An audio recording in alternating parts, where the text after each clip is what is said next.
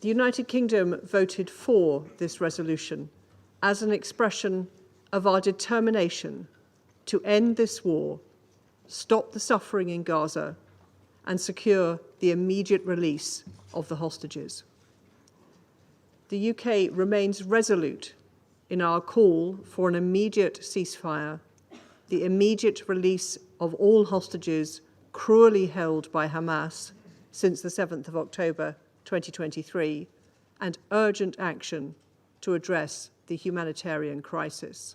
The deterioration of the humanitarian situation in Gaza is catastrophic and unacceptable. Israel must take urgent action to alleviate this crisis.